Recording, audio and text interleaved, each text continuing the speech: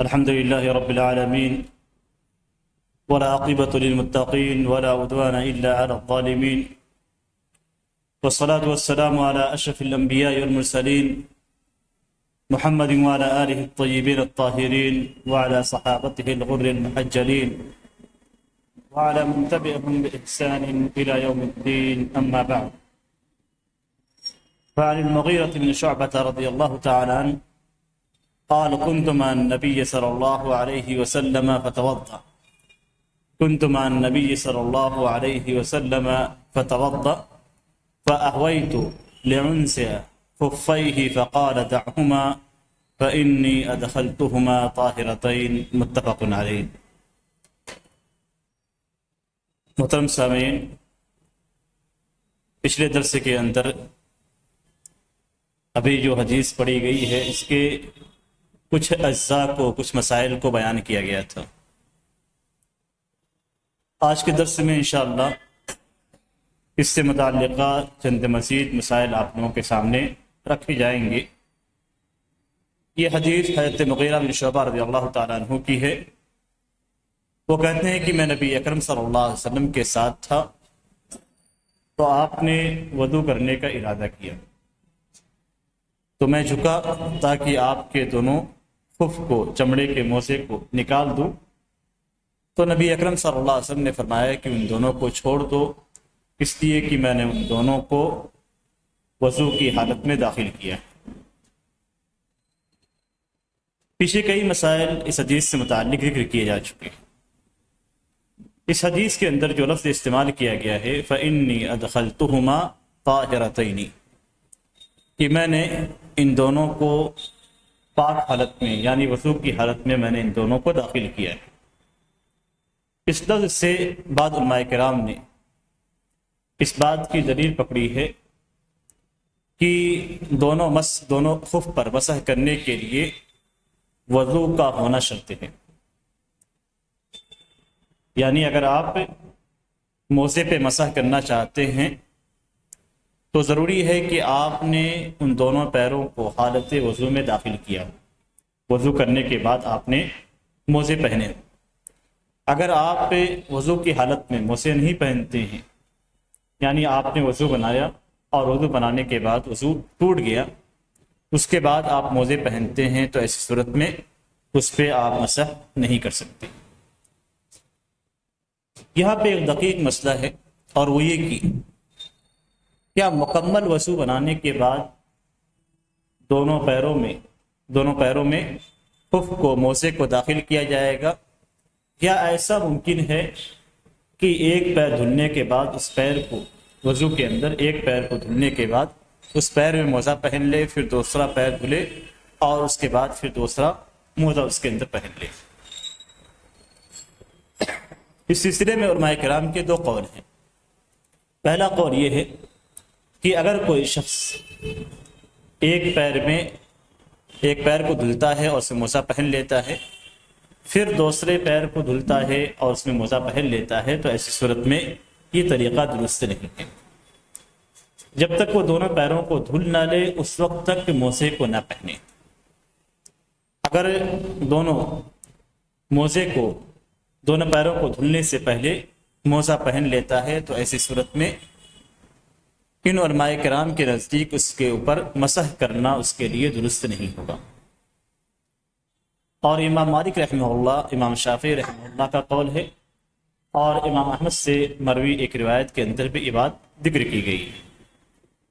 اور ان افراد کے نزدیک، ان قائلین کے نزدیک، اگر کوئی شخص دایاں پیر دھلتا ہے، دھلنے کے بعد موزہ پہن لیتا ہے، پھر بایاں پیر دھلتا ہے اور اس کے بعد موزہ پہن لیتا ہے، تو اس کے اوپر واجب ہے کہ دائیں پیر کے موزے کو نکالے اور پھر دوبارہ اسے پہنے. یعنی ان کے یہاں وضو مکمل ہونے کے بعد ہی آپ دونوں پیر کے موزے پہن سکتے ہیں. ایک پیر کو دھلنے کے بعد اس کے موزے آپ نہیں پہن سکتے. دوسرا جو قول ہے اس سلسلے میں وہ یہ کہ اگر کوئی شخص اپنے ایک پیر کو دھل لیتا ہے اور اس کے بعد موزہ پہن لیتا ہے، پھر دوسرے پیر کو دھلتا ہے اور پھر موزہ پہنتا ہے، تو اس کا وضو بھی مکمل ہے اور اس کے لیے اس پہ مسح کرنا بھی جائز ہے۔ اور یہ حنفیہ کا قول ہے، بعض شافعیہ بھی اسی جانب گئے ہیں، اور امام احمد سے مروی ایک روایت یہ بھی ہے۔ ان کا یہ کہنا ہے کہ جب وہ اپنے چہرے کو دھل لیتا ہے، اپنے ہاتھوں کو دھل لیتا ہے، اپنے سر کا مسح کر لیتا ہے اور اپنے دونوں پاؤں میں سے داہنے پاؤں کو دھل لیتا ہے، تو اس پیر کی طہارت مکمل ہو گئی، اس کا وضو مکمل ہو گیا، اس پیر کا وضو مکمل ہو گیا جس پیر کو اس نے دھلا ہے۔ اب جب اس پیر کا وضو مکمل ہو گیا تو ایسی صورت میں اس میں موزے پہن سکتا ہے، اور جب وہ موزہ پہنے گا تو اس صورت میں وہ پاؤں باوضو ہوگا، وہ پاؤں وضو سے ہوگا۔ اور اس لیے اگر موزہ پہنتا ہے تو حدیث کے اندر جو الفاظ آئے ہیں کہ میں نے ان دونوں پیروں کو حالت وضو میں داخل کیا، تو ایسی صورت میں اس نے پہلے پیر کو حالت وضو میں داخل کیا، اور پھر دوسرے پیر کو دھلنے کے بعد جب اس میں موزہ پہنتا ہے تو اس صورت میں دوسرے پیر کو بھی حالت وضو میں داخل کر لیتا ہے۔ اس صورت میں حدیث کے مطابق یہ ہو جاتا ہے۔ اسی آخری قول کو علامہ ابن تیمیہ رحمہ اللہ نے اختیار کیا ہے۔ وہ کہتے ہیں کہ بلا شک و شبہ یہ قول درست ہے، اور اسی کو ان کے تلمیذ رشید علامہ ابن قیم رحمہ اللہ نے بھی اختیار کیا، اور انہوں نے کہا کہ یہ دونوں قول میں سب سے زیادہ صحیح قول ہے۔ اب اگر حدیث کو دیکھتے ہیں تو حدیث کے اندر جو الفاظ کہے گئے ہیں وہ یہ کہ میں نے ان دونوں پیروں کو حالت وضو میں داخل کیا۔ حالت وضو کا جو لفظ ہے یہ اس بات کی دلیل نہیں ہے کہ دونوں پیر پہلے وضو سے ہوئے اس کے بعد موزے داخل کیے گئے، بلکہ اس بات کا بھی احتمال ہے کہ ایک پاؤں میں آپ نے وضو بنایا تو اس پاؤں کو داخل کر لیں گے، اور پھر دوسرے پاؤں میں جب آپ وضو بنائیں گے تو اسے داخل کریں گے، تو آپ یہ کہیں گے کہ میں نے دونوں پاؤں کو وضو کرنے کے بعد موزے میں داخل کیا ہے۔ تو الفاظ کے اندر دونوں باتوں کا احتمال پایا جاتا ہے، اس لیے دونوں کی دونوں قول صحیح قرار دیے جائیں گے، یعنی پہلا قول بھی صحیح ہے اور دوسرا قول بھی صحیح ہے۔ لیکن پہلے قول کی دلیل، پہلے قول کی تائید ایک دوسری روایت سے ہوتی ہے، ایک دوسری روایت سے پہلے قول کی تائید ہوتی ہے، اور پہلا قول یہی ہے کہ آدمی وضو مکمل کر لے، دوسرے پاؤں کو دھل لے، اس کے بعد موزے پہنے۔ ایک دوسری روایت ہے ابوبکر رضی اللہ تعالیٰ عنہ کی، وہ کہتے ہیں کہ نبی اکرم صلی اللہ علیہ وسلم نے مسافر کے لیے 3 دن اور 3 راتوں کی رخصت دی ہے، اور مقیم کے لیے 1 دن اور 1 رات کی رخصت دی ہے، جب وہ وضو کر لے پھر اپنے دونوں خف کو، چمڑے کے موزے کو پہنے۔ تو رخصت کی بات کی دی گئی ہے کہ وہ ان دونوں پہ مسح کرے۔ تو اس حدیث کے اندر صراحت ہے کہ جب وضو بنا لے اور پھر اس کے بعد موزہ پہنے، تو اس سے دلیل ملتی ہے کہ پہلا قول زیادہ راجح، پہلا قول زیادہ راجح ہے کہ آدمی وضو بنانے کے بعد، وضو مکمل کرنے کے بعد اپنے دونوں موزوں کو پہنے، اس سے پہلے نہ پہنے۔ اور یہی احوط بھی ہے، اسی میں احتیاط بھی ہے، دونوں حدیثوں پہ عمل بھی ہے، اور ساتھ ہی ساتھ احتیاط بھی ہے کہ کہیں ایسا نہ ہو۔ احتیاط کس چیز میں ہوتا ہے کہ جس میں احتمال ہوتا ہے کہ کہیں آپ نے دوسری صورت اختیار کی تو وہ دوسری صورت غلط نہ ہو۔ اگر آپ مثال کے طور پہ اس مسئلے کے اندر آپ پہلے وضو مکمل کر لیتے ہیں اور اس کے بعد موزے پہنتے ہیں، تو اس میں کوئی شک نہیں کہ آپ نے موزوں کو حالت وضو میں پہنا ہے۔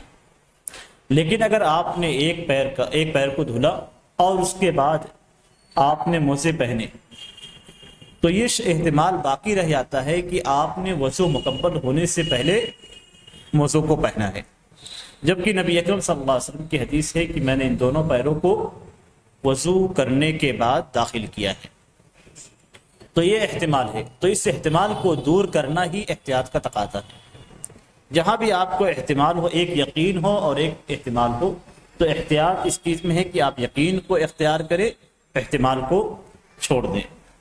لیکن اس کے باوجود اگر ایک پیر کو دھلتا ہے اس کے بعد موزہ پہنتا ہے، تو ایسی صورت میں ہم اس کے وضو کو باطل بھی قرار نہیں دیں گے اور نہ ہی اس کی نماز کو باطل قرار دیں گے۔ دونوں درست قرار دیے جائیں گے، لیکن احتیاط کا پہلو یہ ہے کہ پہلے قول کو اختیار کیا جائے اور وضو مکمل ہونے کے بعد موزوں کو پہنا جائے۔ یہاں پہ الفاظ جو استعمال کیے گئے ہیں فَإِنِّي أَدْخَلْتُهُمَا طَاهِرَتَيْنِ، کہ میں نے ان دونوں کو حالت طہارت میں، اگر ترجمہ کرتے ہیں تو حالت طہارت میں آپ ترجمہ کریں گے، اور طہارت سے مراد یہاں پہ وضو یا غسل ہے، اس لیے کہ طہارت کا اطلاق وضو اور غسل پہ ہی ہوتا ہے، وضو اور غسل پہ ہی ہوتا ہے۔ اور اس کی سب سے بڑی دلیل اس مقام پہ یہ ہے کہ تیمم کے اندر پیروں کا مسح نہیں ہوتا، تو کیسے نبی اکرم صلی اللہ علیہ وسلم کہہ سکتے ہیں کہ میں نے ان دونوں کو حالت وضو میں، یا آپ یہ کہیں کہ طہارت کی حالت میں یعنی تیمم کی حالت میں داخل کیا؟ تیمم صرف ہتھیلیوں کا ہوتا ہے اور چہرے کا ہوتا ہے، تو پیروں کا تیمم نہیں ہوتا۔ اس لیے یہ احتمال کہ تیمم کے بعد کوئی شخص سے موزہ پہنے تو ایسی صورت میں یہ کہا جائے کہ اس نے باوضو ہو کر موزہ پہنا، یہ درست نہیں ہے۔ تو یہاں پہ جو الفاظ کہے گئے ہیں اس میں اس بات کی دلیل ہے کہ مسح کے شروط میں سے ایک شرط یہ بھی ہے کہ آدمی وضو کرنے کے بعد ان موزوں کو پہنے۔ اگر کوئی شخص تیمم کرنے کے بعد موزہ پہنتا ہے تو ایسی صورت میں اس پہ وہ مسح نہیں کر سکتا ہے، اس لیے کہ نبی اکرم صلی اللہ علیہ وسلم کی حدیث بالکل صریح ہے۔ تو یا تو غسل کے بعد، اور وہ غسل جس کے اندر وضو شامل ہو، اور یا وضو کے بعد جن میں اپنے پیروں کو دھلا ہو۔ تیمم کے بعد کوئی شخص سے موزوں پہ مسح نہیں کر سکتا ہے۔ تو یہ دوسری شرط بھی اس کے اندر کہ اگر کوئی شخص تیمم کرتا ہے تو ایسی صورت میں وہ اپنے موزوں پہ مسح نہیں کر سکتا ہے، اور اس کے لیے ضروری ہے کہ وہ پہلے باوضو ہو اور باوضو حالت میں اپنے پیروں کو داخل کرے۔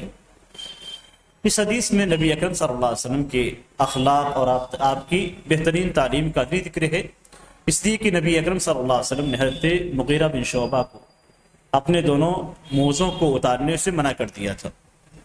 جہاں تک منع کیا، اگر کسی کو منع کیا جاتا ہے تو اس کے دل پہ کچھ گزرتی ہے، اور جب نبی اکرم صلی اللہ علیہ وسلم منع کر دیتے ہیں تو ظاہر سی بات ہے آدمی کے دل پہ کچھ ہوگا کہ کیوں منع کیا گیا۔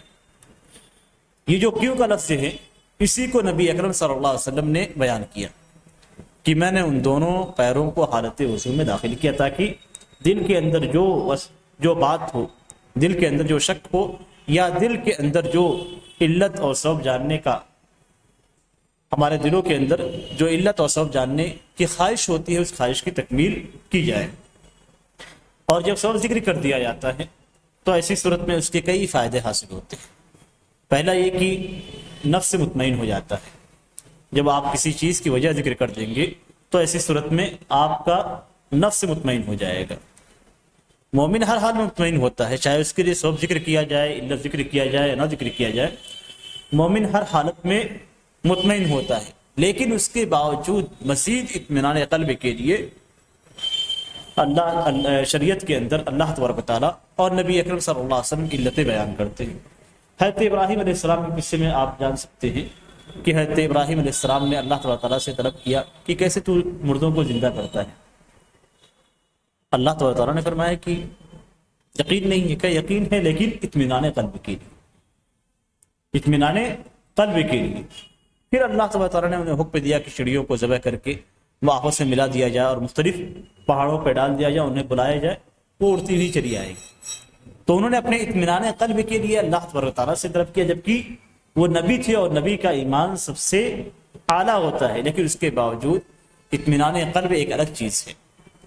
اور اسی لیے یہاں پہ سبب بیان کیا جاتا تاکہ آدمی یہ سمجھ جائے کہ اس حکم کی علت اور اس کا سبب کیا ہے۔ اس میں علت کے بیان کرنے میں شریعت کی عظمت ہمارے سامنے ظاہر ہوتی ہے، اس لیے کہ جب ہم کسی چیز کا حکم اور اس کی علت جان لیں گے تو ہمارے لیے یہ پتہ چل جائے گا کہ اللہ تبارک تعالیٰ نے اس حکم کو ہمارے لیے کیوں مشروع کیا ہے۔ تو یہ شریعت کی عظمت اس کے اندر ہے۔ اور اس کے اندر ایک اور فائدہ ہے، اور وہ یہ کہ جب حکم اور علت دونوں ذکر کی جاتی ہے تو جہاں جہاں علت پائی جائے گی وہاں حکم پائی جائے گا۔ اس لیے کہ یہاں پہ نبی اکرم صلی اللہ علیہ وسلم مثال کے طور پہ کہا کہ میں نے ان دونوں کو حالت وضو میں داخل کیا۔ تو اب آپ نے علت بیان کر دی، تو جہاں جہاں وضو پایا جائے گا، یعنی جب بھی آدمی باوضو ہوگا اس کے لیے موزوں کا پہننا درست ہوگا۔ اگر حالت تیمم میں ہے تو ایسی صورت میں اس کے لیے پہننا درست نہیں ہوگا۔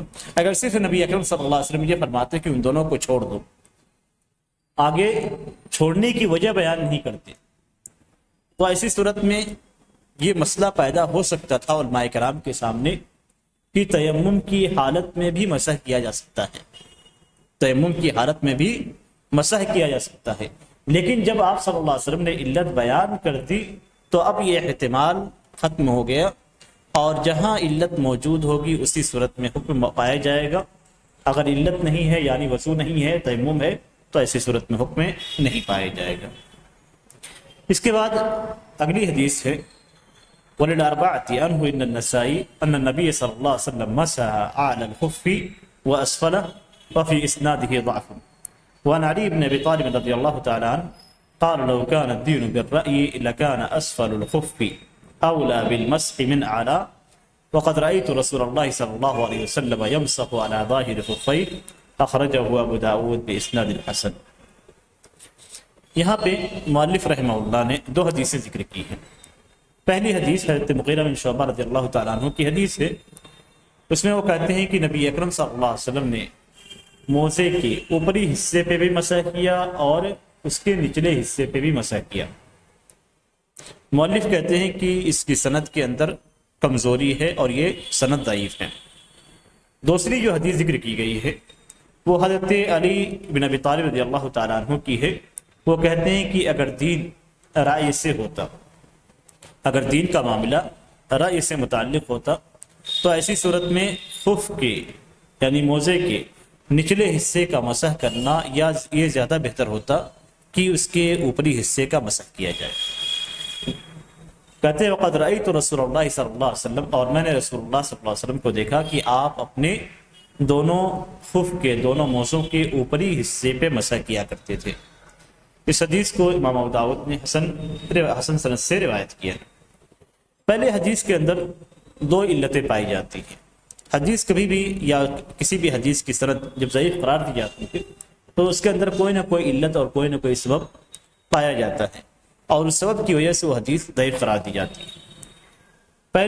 پہلی جو علت ہے وہ اس حدیث کے اندر ثور بن یزید حضرت رجا بن حیوہ سے روایت کرتے ہیں، اور ان دونوں کی ملاقات نہیں ہے، یعنی حضرت ثور بن یزید نے حضرت رجا بن حیوہ سے یہ حدیث نہیں سنی ہے، اس لیے یہ حدیث نہ سننے کی وجہ سے دونوں کے درمیان انقطاع ہو جاتا ہے، تعلق ٹوٹ جاتا ہے، اور انہوں نے کسی اور سے سنا ہے لیکن یہاں پہ اس کا ذکر انہوں نے نہیں کیا، اور جب ذکر نہیں کیا جاتا ہے تو ایسی صورت پہ وہ حدیث ضعیف قرار پاتی ہے۔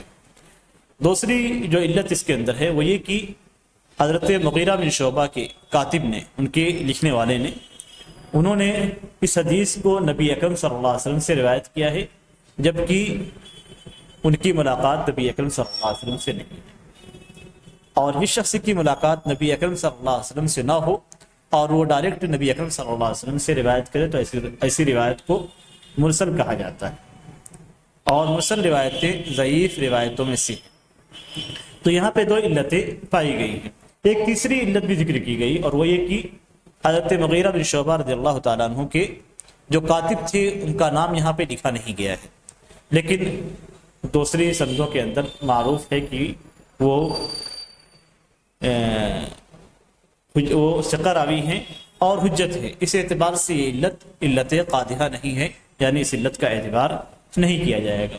خلاصہ کلام یہ ہے کہ اس حدیث کی سند ضعیف ہے، اور اسے امام بخاری رحمہ اللہ، امام احمد رحمہ اللہ، امام ابو داؤد، امام ترمذی، ابو حاتم، ابو زرع اور دارقطنی رحمہ اللہ وغیرہ نے اسے ضعیف قرار دیا ہے۔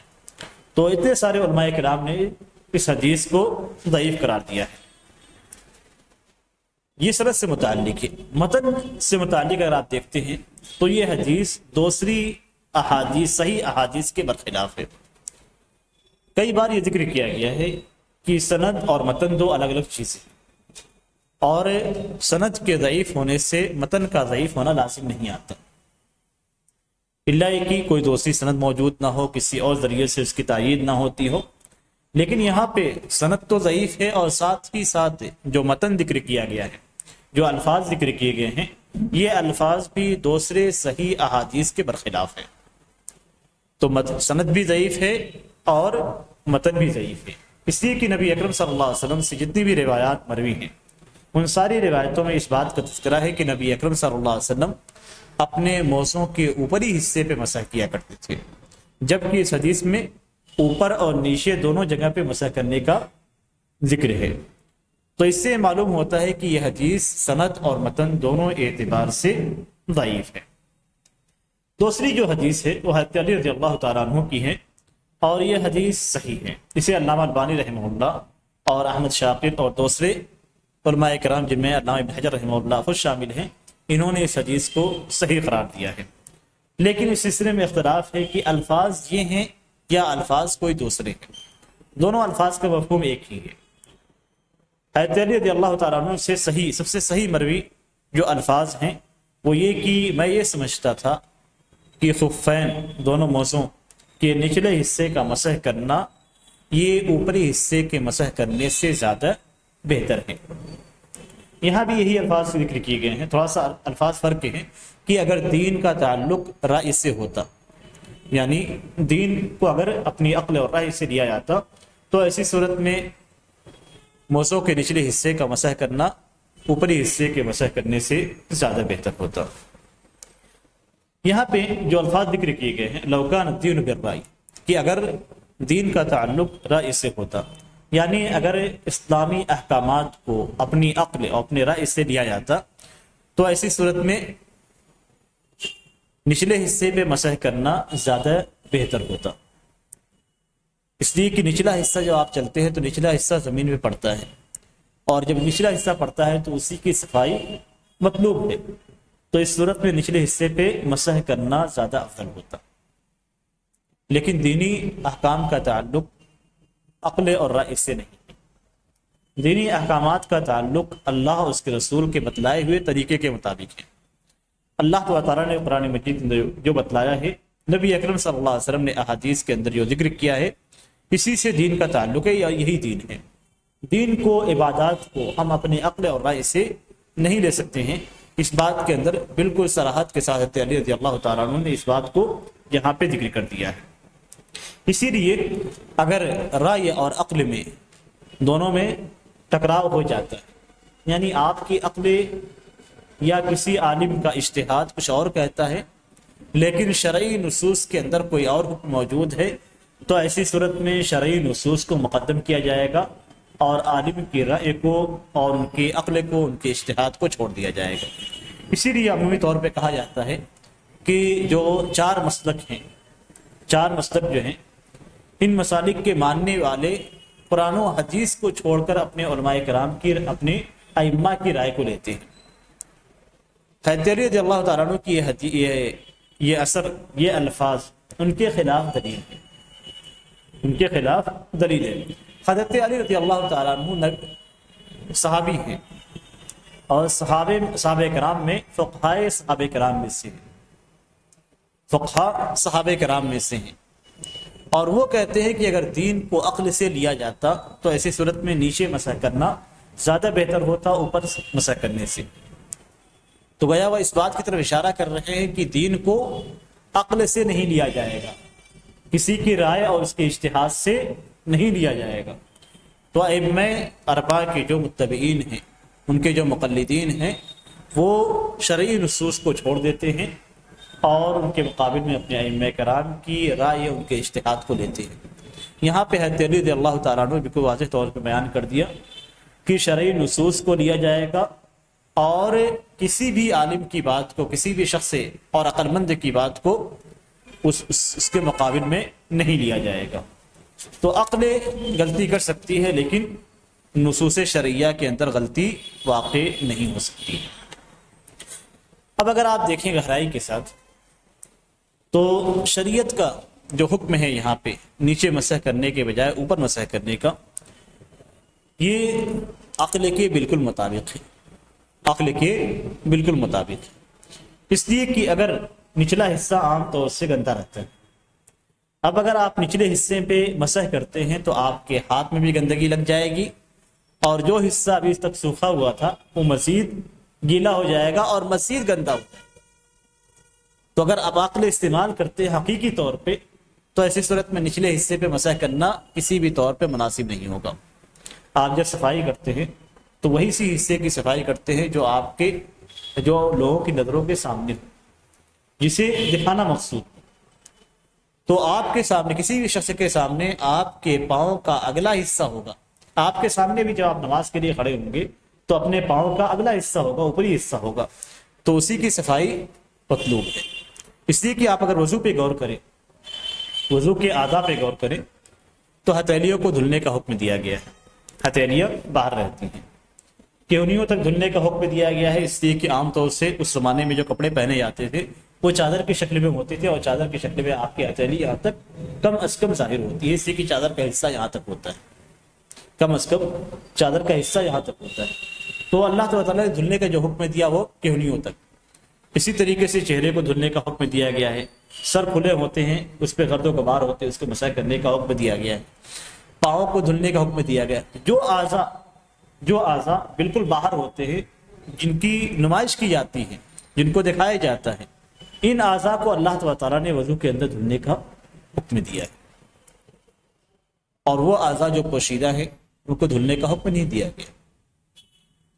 تو اس سے حکمت سمجھ میں آتی ہے کہ وضو کے اندر جو حکمت ہے وہ یہ کہ جو چیزیں لوگوں کے سامنے ہیں انہیں دھلنے کا حکم دیا گیا ہے، اور جو چیزیں پوشیدہ ہیں ان کو دھلنے کا حکم نہیں دیا گیا ہے. اب اس کے اندر دیکھیے نبی اکرم صلی اللہ علیہ وسلم کی جو حدیث ہے اس میں کہا گیا وقد رأیت رسول اللہ صلی اللہ علیہ وسلم. اس کے اندر بیان کیا گیا ہے کہ کیوں نچلے حصے کا مسح نہیں کیا جائے گا، اوپری حصے کا مسح کیا جائے گا. اور اس سے ہمیں یہ معلوم ہوتا ہے کہ ہر وہ چیز جس میں شریعت کا حکم عام عقل سے الگ ہو، یعنی ہماری عقل جس کا ادراک کر سکتی ہے، جہاں تک پہنچ سکتی ہے کہ ایسے ہونا چاہیے تھا. اگر کسی مسئلے میں اس طرح کی چیز پائی جاتی ہے کہ عقل استعمال کی جاتی ہے یا کی گئی ہے تو اس صورت میں دلیل کا ذکر کرنا ضروری ہوگا. اس لیے کہ حضرت علی رضی اللہ تعالیٰ عنہ صرف یہ نہیں کہا کہ اوپر مسح کرنا افضل ہو، بلکہ انہوں نے کہا کہ میں نے نبی اکرم صلی اللہ علیہ وسلم کو دیکھا کہ آپ اپنے موزوں کے اوپری حصے پہ مسح کیا کرتے تھے. تو جہاں پہ عقل کوئی استعمال کرے وہاں پہ آپ شریعت استعمال کریں. عقل کا مقابلہ شریعت سے کیا جائے گا. تو جہاں پہ مقلدین اپنے امام کی اقوال کو ذکر کرے، ان کی باتوں کو ذکر کرے، وہاں آپ نبی اکرم صلی اللہ علیہ وسلم کی احادیث کو پیش کیجئے، قرآنی آیات کو پیش کیجئے. اور عقل سلیم کبھی بھی، جیسا کہ ابھی ذکر کیا گیا، عقل سلیم کبھی بھی شریعت کے مخالف نہیں ہوتی. علامہ ابن تیمیہ رحمہ اللہ نے اس پہ ایک پوری کتاب لکھی ہے اور کئی جلدوں کے اندر ہے. اس میں انہوں نے بیان کیا ہے کہ عقل سلیم نقل صحیح یعنی صحیح شریعت کے مخالف نہیں، قرآنی آیات اور صحیح احادیث کے خلاف نہیں ہو سکتے ہیں. ہاں ضعیف حدیث کے خلاف ہو سکتے ہیں، لیکن صحیح احادیث کے خلاف عقل سلیم کبھی بھی نہیں ہو سکتی ہے. حضرت علی رضی اللہ تعالیٰ عنہ کی اس حدیث میں اس مقام کا ذکر کیا گیا ہے جس کا مسح کیا جائے گا، اور وہ یہ کہ نیچے کو مسح کرنے کے بجائے اوپری حصے میں مسح کیا جائے گا. حضرت مغیرہ بن شعبہ رضی اللہ تعالیٰ عنہ کی جو حدیث ہے وہ اس حدیث کے خلاف ہے، لیکن چونکہ وہ حدیث ضعیف ہے اس لیے اس کا اعتبار نہیں ہوگا، اور حضرت علی رضی اللہ تعالیٰ عنہ کی حدیث کا اعتبار ہوگا.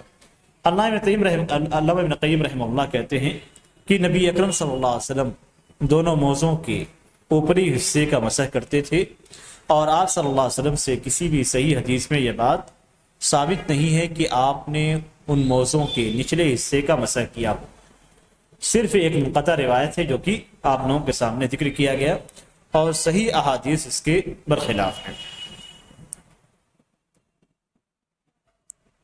اس حدیث میں اس بات کا بھی ثبوت ہے کہ مسح کرنا یہ عبادت ہے، اور عبادت کے لیے ثابت ہونا ضروری ہے، اور چونکہ عبادت کی کیفیت ثابت ہو چکی ہے اس لیے جس کیفیت پہ ثابت ہوئی ہے اسی کیفیت پہ کیا جائے گا۔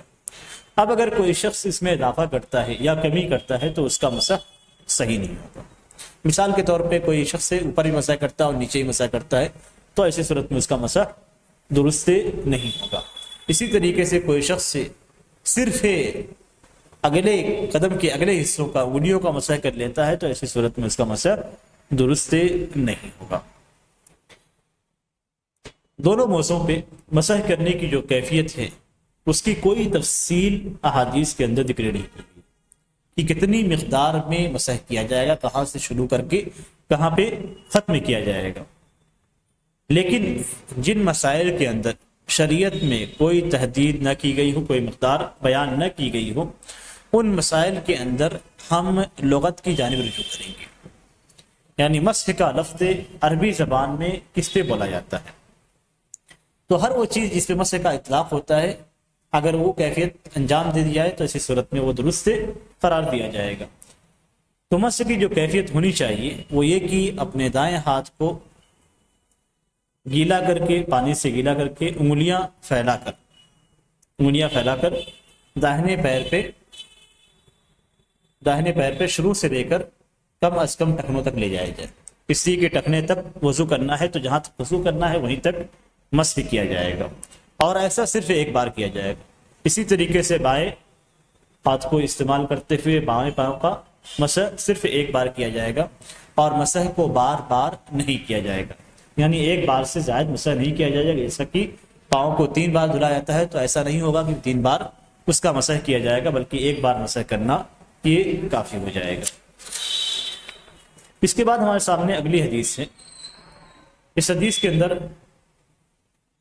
حضرت صفوان بن عسال رضی اللہ تعالیٰ عنہ کی حدیث ہے، ان صفوان بن عسال رضی اللہ تعالیٰ عنہ قال كان رسول الله صلى الله عليه وسلم يأمرنا إذا كنا سفرا ألا ننزع خفافنا 3 أيام ولياليهن إلا من جنابة ولكن من غائط وبول ونوم، أخرجه النسائي والترمذي واللفظ له وابن خزيمة وصححه۔ وعن علي رضي الله تعالى عنه قال جعل النبي صلى الله عليه وسلم 3 أيام ولياليهن للمسافر ويوما وليلة للمقيم، يعني في المسح على الخفين، أخرجه مسلم۔ پہلی حدیث حضرت صفوان بن عسال رضی اللہ تعالیٰ عنہ کی ہے، اور یہ حدیث اس حدیث کے تعلق سے امام ترمذی رحمہ اللہ کہتے ہیں کہ یہ حدیث صحیح ہے۔ امام بخاری رحمہ اللہ اس حدیث کے تعلق سے کہتے ہیں کہ اس باب میں سب سے بہتر حدیث حضرت صفوان بن عسال کی ہے۔ اس حدیث کے تعلق سے تھوڑا سا اختلاف ہے، کیونکہ اس حدیث کے اندر عاصم بن ابی النجود ہے جو کہ مشہور قاری ہے، یعنی جن کی قراءت مشہور ہے، ان کی قراءت کے اعتبار سے قراء حضرات اپنی قراءتیں پڑھتے ہیں۔ اب اس سے آپ دیکھیے کہ یہ قاری ہیں، قرآن کے حافظ ہیں، اس کی قراءات کو جانتے ہیں، ان کی قراءات اس دنیا کے اندر منتشر ہے، اور اسی قراءات کے مطابق ہم اور آپ پڑھتے ہیں۔ لیکن حدیث کے معاملے میں یہ ضعیف ہے، قرآن کے معاملے میں ان پہ اعتماد کیا گیا ہے، ان کی قراءت معتبر ہے، اور ان کی قراءت آج قراء پڑھتے ہیں، ہم اور آپ انہی قراءت کے مطابق قرآن کریم کو پڑھتے ہیں، لیکن ان کی حدیث ضعیف ہے، ان کے حفظ کے اندر کمزوری ہے، جس کی وجہ سے ان کی حدیث ضعیف قرار پائی جاتی ہے، بالکل ضعیف نہیں قرار دی جاتی ہے۔ ان کی حدیث حسن کے درجے کو آ جاتی ہے، لیکن ان کی حدیث کو صحیح کا درجہ نہیں دیا جاتا ہے۔ اس سے آپ اندازہ کر سکتے ہیں کہ آدمی چاہے کتنا ہی نیک ہو اور کسی معاملے میں کتنا ہی ماہر کیوں نہ ہو، لیکن حدیث کے حفظ کے معاملے میں معیار الگ ہے، قرآن کے معاملے میں معیار الگ ہے، اور حدیث کے معاملے میں معیار الگ ہے۔ اسی لیے جرح و تعدیل کی جو علماء کرام ہیں وہ یہ کہتے ہیں کہ ہم نے بہت سارے ایسے لوگوں پہ کلام کیا ہے اور ایسے راویوں کی حدیثوں کو قبول نہیں کیا ہے جو اتنے متقی اور پرہیزگار تھے کہ اس وقت انہوں نے جنت میں اپنا پڑاؤ رکھا ہوگا، یعنی وہ جنت کے مستحق ہیں، لیکن اس کے باوجود ہم نے ان کے اوپر کلام کیا ہے۔ تو حدیث کا معاملہ الگ ہے، اور صلاح اور تقوی اور دوسری چیزیں الگ چیز ہیں۔ اگر کوئی شخص بہت متقی ہے، پرہیزگار ہے، صوم و صلات کا پابند ہے، شریعت کی مکمل طور سے پابندی کرتا ہے، لیکن حدیث کے معاملے میں اس کا حفظ ہی کمزور ہے، اس کا حفظ کمزور ہے، تو اس صورت میں اس کی حدیث قبول نہیں کی جائے گی۔ اسی طریقے سے بعض امام مسلم رحمہ اللہ کہتے ہیں کہ بعض نیک لوگ، اور صوفیہ کی جانب اشارہ ہے کہ جو دنیا کے اندر رغبت نہیں رکھتے ہیں، سب سے زیادہ ہی افراد حدیثوں کے کرنے والے ہیں۔ مقصد کیا ہوتا تھا؟ مقصد نیک ہوتا تھا کہ لوگوں کو حدیث کی جانب راغب کرے۔ قرآن کی صورتوں کی جو فضیلتیں ہیں، اس سلسلے میں سب سے زیادہ احادیث جو مروی ہیں، اور سب سے زیادہ احادیث مروی ہیں، اور وہ اکثر کی اکثر، یعنی بہت ساری احادیث اس میں ضعیف ہے، بعض موضوع روایتیں تک موجود ہیں۔ تو اس کی اصل وجہ کیا ہوتی تھی؟ سورہ بقرہ کی فضیلت میں ایک حدیث کو گڑھ لیا تاکہ لوگ سورہ بقرہ کی تلاوت کریں، سورہ یاسین کی فضیلت میں احادیث کو گڑھ لیا گیا تاکہ لوگ سورہ یاسین کی تلاوت کریں۔ تو اس طریقے سے ان کا مقصد نیک ہوتا تھا، لیکن عمل غلط ہوتا تھا۔ تو صرف مقصد نہیں دیکھا جائے گا، نیت کے ساتھ ساتھ عمل کا درست ہونا ضروری ہے۔ کسی بھی عمل کو آپ انجام دیں، آپ کی نیت کتنی ہی اچھی ہو، اگر شریعت کے مطابق وہ عمل نہیں ہے تو وہ عمل قابل قبول نہیں ہے۔ تو یہاں بھی کیفیت کچھ ایسی ہی ہے کہ عاصم بن ابی النجود یہ مشہور قاری ہیں، لیکن حفظ میں کمی ہونے کی وجہ سے، حفظ حدیث میں کمی ہونے کی وجہ سے ان کی حدیث حسن کے مرتبے کو پہنچتی ہے اور صحیح کے مرتبے کو نہیں پہنچتی۔ حسن کے مرتبے کا مطلب یہ ہوتا ہے کہ ان کے لیے کسی دوسرے فرد کی تعیین ضروری ہے۔ تو یہ عاصم بن ابی النجود ہیں، لیکن حدیث صحیح ہے، ان کی جو حدیث ہے اس کی تعیین دوسرے ذریعے سے ہو جاتی ہے، دوسرے سندوں کے ذریعے سے ان کے ذکر کردہ حدیث کی تعیین ہو جاتی ہے۔ اور ان کو بہت سارے علماء کرام نے، جن میں علامہ ابن حجر رحمہ اللہ ہیں، ابن خزیمہ ہیں، خطابی ہیں، نووی ہیں، اور دوسرے علماء کرام ہیں، انہوں نے ان کی حدیث کو صحیح قرار دیا ہے۔ دوسری حدیث حضرت علی بن ابی طالب رضی اللہ تعالیٰ عنہ کی ہے، اور اس حدیث کے اندر شرح بنہانی کہتے ہیں کہ میں حضرت عائشہ رضی اللہ تعالیٰ عنہ کے پاس آیا، میں ان سے خفین پہ، موزوں پہ مسح کرنے سے متعلق سوال کرنا چاہتا تھا۔ تو میں نے ان سے سوال کیا تو انہوں نے کہا کہ تم حضرت علی بن ابی طالب کے پاس جاؤ اور ان سے پوچھو، اس لیے کہ وہ نبی اکرم صلی اللہ علیہ وسلم کے ساتھ سفر کیا کرتے تھے۔ تو میں ان کے پاس گیا اور میں نے ان سے پوچھا، تو حضرت ابو طالب رضی اللہ تعالیٰ عنہ کہتے ہیں کہ نبی اکرم صلی اللہ علیہ وسلم نے 3 دن اور ان کی راتیں مسافر کے لیے مقرر کی ہیں، اور 1 دن اور 1 رات مقیم کے لیے مقرر کی ہے، یعنی دونوں موضوع پہ مسح کرنے کے تعلق سے۔ پہلے حدیث کے اندر حضرت صفوان بن عسال کہتے ہیں کہ رسول اللہ صلی اللہ علیہ وسلم ہمیں حکم دیتے تھے جب ہم مسافر ہوتے کہ ہم اپنے موزوں کو 3 دن اور 3 راتیں نہ اتاریں، مگر یہ کہ جنابت سے، یعنی اگر حالت جنابت سے ہیں تو ایسی صورت میں اتار کے غسل کرنا ہے۔ اور کن چیزوں کی وجہ سے نہ اتارے، اس سے آگے ذکر کیا گیا ہے وَلَكِن مِّن غَائِطٍ وَبَوْلٍ وَنَوْمٍ، پیشاب پیخانے اور نیند سے بیدار ہوں تو ایسی صورت میں ہم اپنے موزوں کو نہ اتاریں۔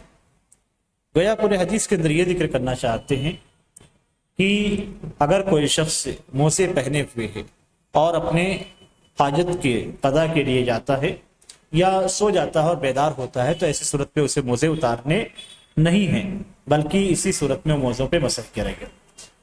لیکن اگر کسی شخص کو جنابت یا جنابت کے معنی میں جو چیزیں ہیں وہ حاصل ہو جاتی ہیں تو ایسی صورت میں اسے موزوں کو اتارنا ہے اور غسل کرنا ہے۔